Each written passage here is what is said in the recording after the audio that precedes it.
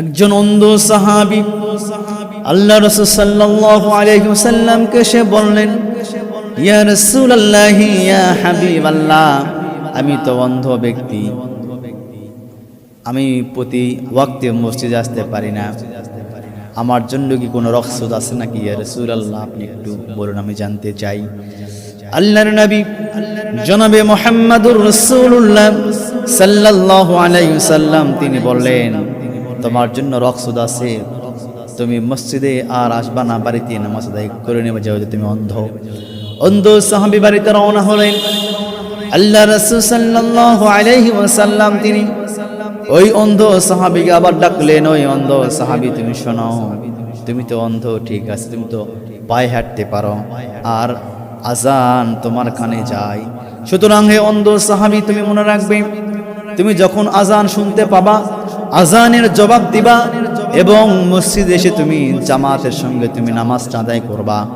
আমার প্রিয় ভাইয়েরা, আল্লাহর রাসূল বিশ্ব নবী জনাবে মুহাম্মদুর রাসূলুল্লাহ সাল্লাল্লাহু আলাইহি ওয়াসাল্লাম তিনি অন্ধ সাহাবীর জন্য কোনো রখসদ দেয় নাই।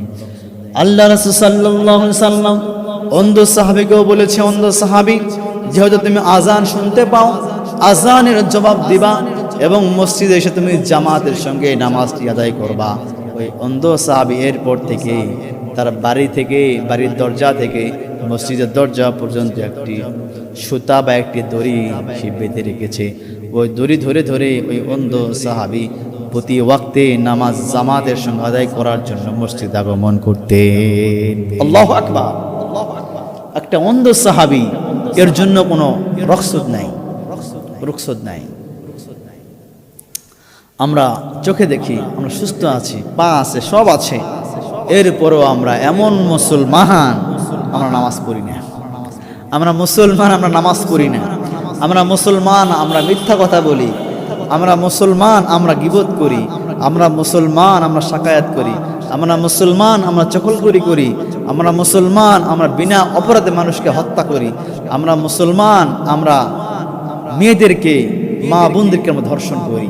আমরা মুসলমান, এমন মুসলমান আমাদের মা বাবাকে বাড়ি থেকে বের করে দেয়, ঠিক কিনা? হাজরিন, এটা তো মুসলমানের কাজ হতে পারে না, এটা ইহুদি, নাসারা, বিধর্মী এদের কাজ হতে পারে, ঠিক কিনা?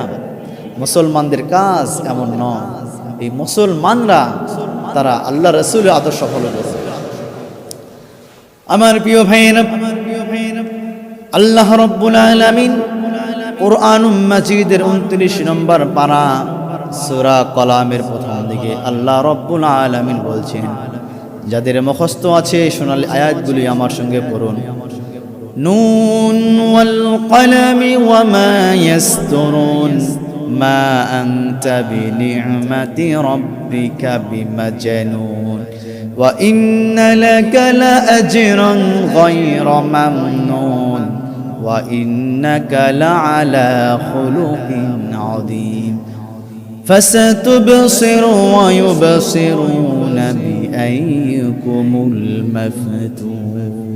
আল্লাহ সুবহানাহু ওয়া তাআলা তার নবীর বিষয়ে বলেছেন, আল্লাহ রাব্বুল আলামিন পৃথিবীর সূচনা লগ্ন থেকে শুরু করে শেষ পর্যন্ত, আদম সাফিউল্লাহ থেকে সারহুল্লাহ পর্যন্ত কোন নবীর বিষয় আল্লাহ রাব্বুল আলামিন এমন সার্টিফিকেট দেন নাই।